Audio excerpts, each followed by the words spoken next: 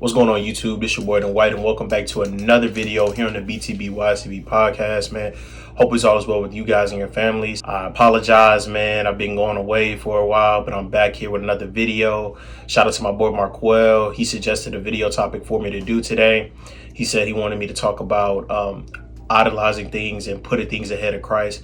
So that's exactly what I'm gonna do. So shout out to him again. Without further ado, let's hop up in the video. Right. So before I begin, just the word idolizing. When I think of that word personally, I think of somebody that you ultimately want to be and somebody that you worship. When you read the Bible talks about, how one of the 10 commandments were, not to put another God before him. And in Exodus chapter 20, verse 3 talks about how there should not be another God before him, things of that nature. So today I wanted to give you guys some information on things that that we probably don't know or times that we know when we are putting things before God, because sometimes we don't think about it. It's not like back in the day where it talks about in the Bible where they actually build statues and actually worship those. We're not in a time where we really do that.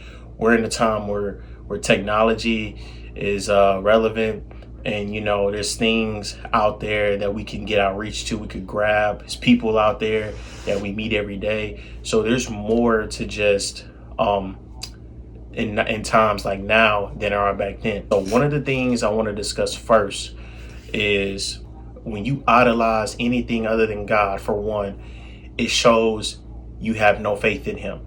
And now I understand that you probably do have faith in God, but not the faith where it should be. For one, when you think about just all he has done for us and all he's willing to do, I think sometimes we take that into account, but we're a generation and we're a type of people that want things now.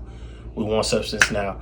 We don't want to wait. We don't want to go through the process. We understand that we're on God's time, but we don't want to wait. So instead of worshiping and going to church to give him praise, what we do is we'll stay at home, play the game, or we will just instead of worshiping, like I said, we'll go to work on a Sunday, or we'll go to work on a Wednesday, or we'll play sports or do whatever. We will do anything and everything to get our minds off of Christ.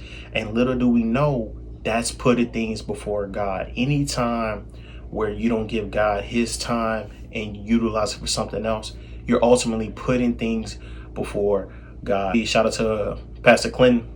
He used to say our cell phones were little gods.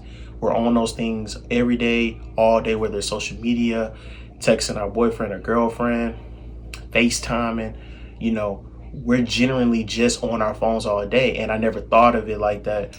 You can make a case those are our gods. We're putting those things before gods. We'll rather, be on social media than read our Bibles. We'll rather be on social media than go to church or just listen in. Even when we at church, we still on our phones. You know what I'm saying? That's how much of a little God there is. And so for me personally, I believe that all that results in is just a lack of faith a little bit. Because when you think about it, every problem in the Bible, and for me, in my opinion, it all results back to you not being discipled enough, meaning that you haven't been trained, you haven't been taught properly, and your faith is not where it should be. And so when your faith is there, you tend to not do those things I just said. Now, I'm not knocking anybody, if you want to be in your phone, if you want to do this, do that, I'm not knocking that at all.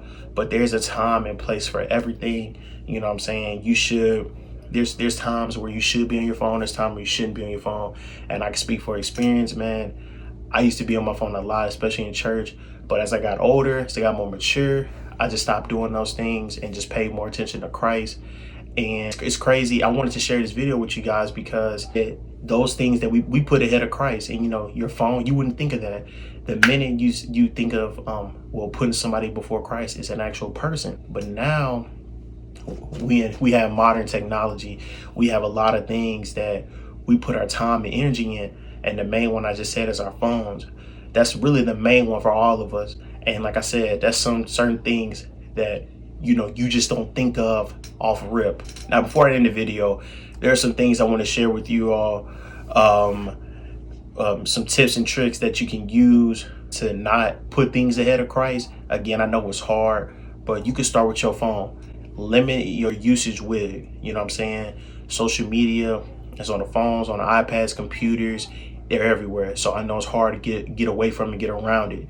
You know what I'm saying? But limit your time on that. Number two, stop worrying about people. I know a lot of people who have done a lot of good things for us.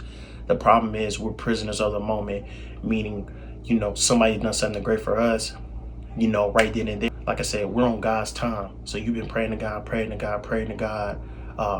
you know, for a new car or for some money, right? And it doesn't come on your time. But the minute you ask your dad, he give it to you right then and there in a minute. And immediately you're like, man, my dad got me. Oh, why do I need God? You see what I'm saying? So learn how to not live in the prison of the moment. Learn that everything we do, we're on God's time. Keep your faith strong. Keep believing, man. Continue to be the best you can be. I'll see you on the next video.